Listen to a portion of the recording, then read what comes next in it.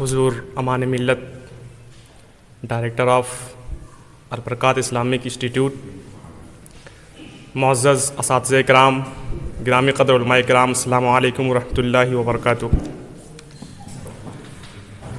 الحمدللہ رب العالمین والعاقبۃ للمتقین والصلاة والسلام علی من کان نبیا وآدم بین الماء والطین وعلی آلہ واصحابہ اجمعین۔ میرے گفتگو کا موضوع ہے سیدنا صدیق اکبر رضی اللہ عنہ بحیثیت خلیفۃ الرسول۔ احادیث طیبہ میں حضرت ابوبکر صدیق رضی اللہ عنہ کی خلافت کے کئی سارے اشارے موجود ہیں۔ ترمذی اور حاکم نے ابو حذیفہ رضی اللہ عنہ سے روایت کرتے ہیں کہ رسول اللہ صلی اللہ تعالیٰ علیہ وسلم نے فرمایا کہ جو میرے بعد ہوں گے تم ان کی پیروی کرنا، یعنی حضرت ابوبکر اور حضرت عمر رضی اللہ عنہما کی۔ ابوالقاسم بغوی سند کے ساتھ روایت کرتے ہیں کہ حضرت خطبہ دیا اور آخر میں فرمایا کہ مسجد کی طرف کے تمام دروازے سوائے حضرت ابوبکر صدیق رضی اللہ عنہ کے دروازے کے بند کر دیے جائیں۔ ایک روایت میں یوں ہے کہ آپ نے فرمایا کہ مسجد کی طرف کی تمام کھڑکیاں سوائے حضرت ابوبکر صدیق رضی اللہ عنہ کی کھڑکی کے بند کر دی جائیں۔ علماء لکھتے ہیں کہ اس میں آپ صدیق اکبر رضی اللہ عنہ کی خلافت کا اشارہ ہے، کیونکہ آپ اس دروازے سے نکل کر لوگوں کی امامت کریں گے، لوگوں کو نماز پڑھائیں گے۔ ابن عساکر حضرت علی رضی اللہ عنہ سے روایت کرتے ہیں کہ حضور اکرم صلی اللہ تعالیٰ علیہ وسلم نے حضرت صدیق اکبر رضی اللہ عنہ کو امامت کا حکم دیا، اور اس وقت میں حاضر تھا، غائب نہیں تھا اور نہ میں مریض تھا۔ تو جس شخص کو رسول اللہ صلی اللہ تعالیٰ علیہ وسلم نے ہمارے دین کے لیے پسند کیا، ہم نے اسے اپنی دنیا کے لیے پسند کیا۔ ابن سعد کی روایت ہے کہ جب رسول اللہ صلی اللہ تعالیٰ علیہ وسلم نے وفات پائی تو لوگ سعد بن عبادہ کے گھر میں جمع ہونے لگے، جن میں حضرت ابوبکر صدیق اور حضرت عمر رضی اللہ عنہما بھی تھے۔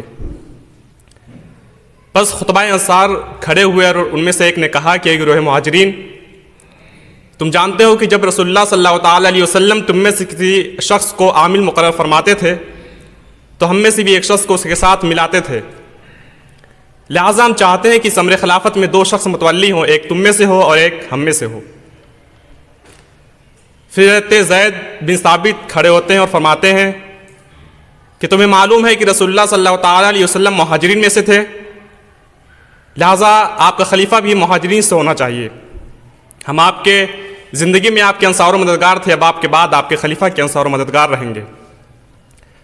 پھر انہوں نے حضرت صدیق اکبر رضی اللہ عنہ کا ہاتھ پکڑ کر کہا کہ یہ تمہارے صاحب ہیں۔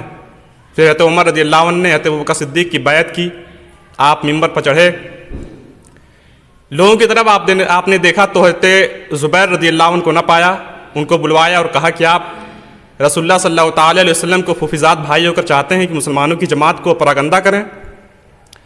انہوں نے کہا کہ خلیفہ رسول مجھے سرزنش نہ کیجیے۔ پھر انہوں نے آپ کی بیعت کی۔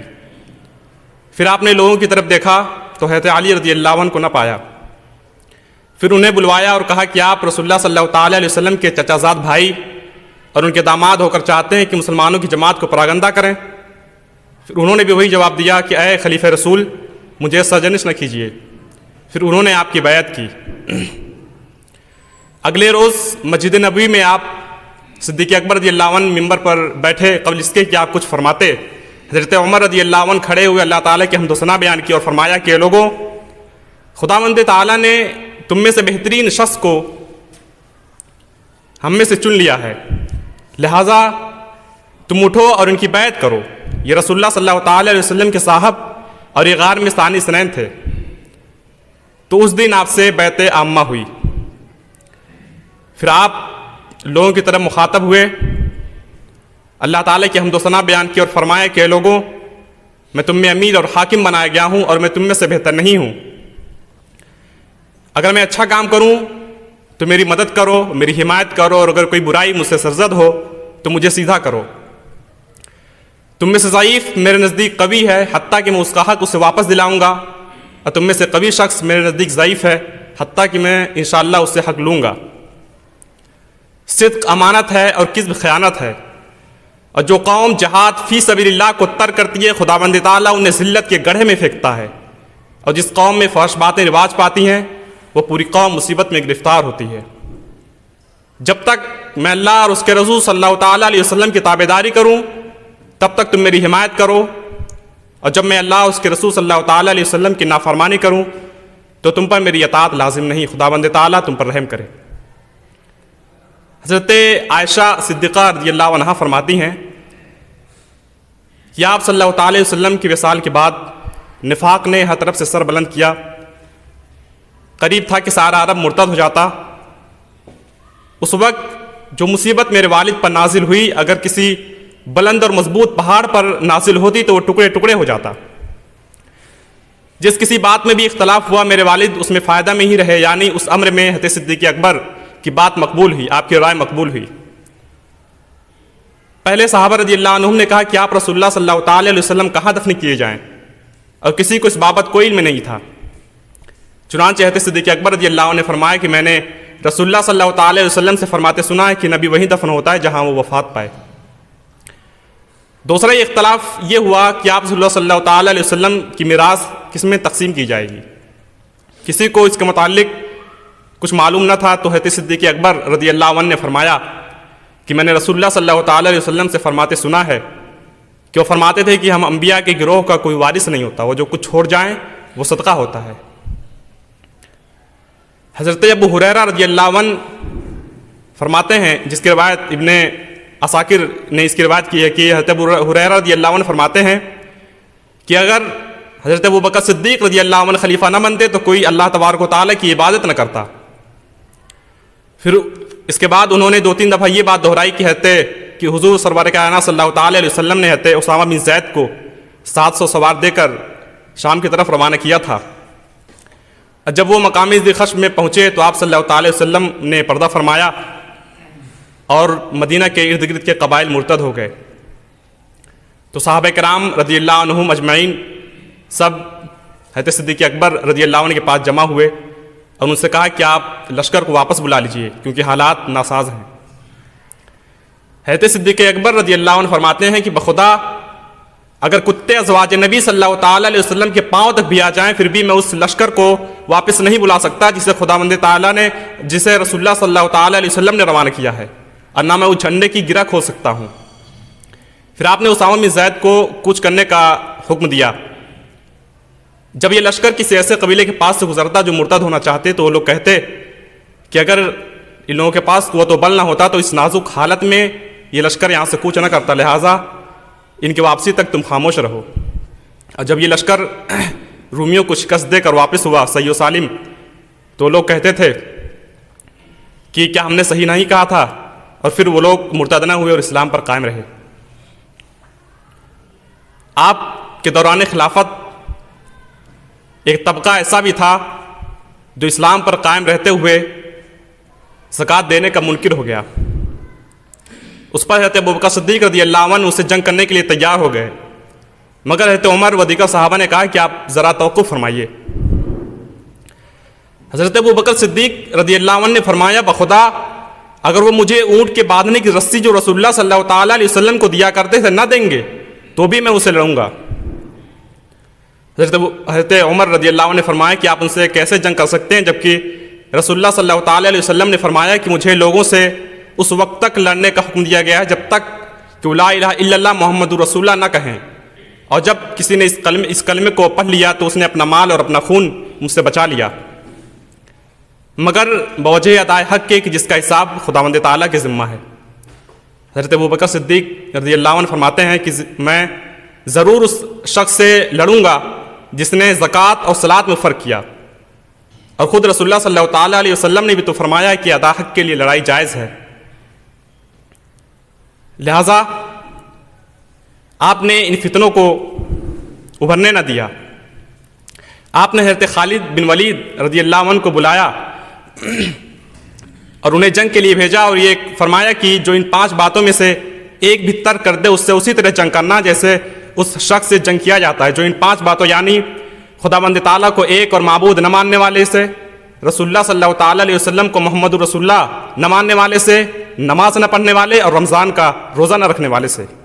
حضرت خالد بن ولید رضی اللہ عنہ لشکر لے کر نکلے اور جمادی ثانی میں بنی اسد و اطفان سے جنگ کیا. بہت سے لوگ قید ہوئے اور بہت سے لوگ اسلام لے آئے. اور اسی سال کے آخر میں آپ لشکر لے کر مسلمہ کذاب سے جنگ کے لیے یمامہ پہنچے. نہایت خونریز جنگ ہوئی, کئی دنوں تک محاصرہ رہا اور آخر میں مسلمہ قتل ہوا. مسلمہ کذاب جس دن قتل ہوا اس وقت اس کی عمر 150 سال تھی. اس کی ولادت نبی کریم صلی اللہ تعالی وسلم کے والد عبداللہ سے بھی پہلے کی تھی. پھر 12 ہجری میں حضرت صدیق اکبر نے علاء بن حضرمی کو بحرین روانہ کیا, جہاں کے لوگ مرتد ہو گئے تھے. مقام زواسی میں جنگ ہوئی جس میں مسلمانوں کو فتح حاصل ہوئی. پھر اہل ردہ کی سرکوبی کے بعد حضرت صدیق اکبر رضی اللہ عنہ نے حضرت خالد بن ولید کو بصرہ کی طرف بھیجا, جنہوں نے پہلے عراق کو فتح کیا, بعد ازاں عراق کے بہت سے شہروں کو صلح اور جنگ سے فتح کی. اسی سال حضرت صدیق اکبر رضی اللہ عنہ نے حج کیا اور واپس آ کر حضرت عمر بن عاص کے ماتحت ایک لشکر شام کی طرف روانہ کیا. حضرت ابوبکر صدیق رضی اللہ عنہ تعلیم اسلام کا زندہ پیکر اور اخلاق نبوی کی مجسم تصویر تھے. آپ کے دور کی ایک خاص خصوصیت ہے کہ کوئی بھی ایسا کام نہ ہونے پائے جو عہد نبی صلی اللہ تعالی علیہ وسلم میں نہ ہوا ہو.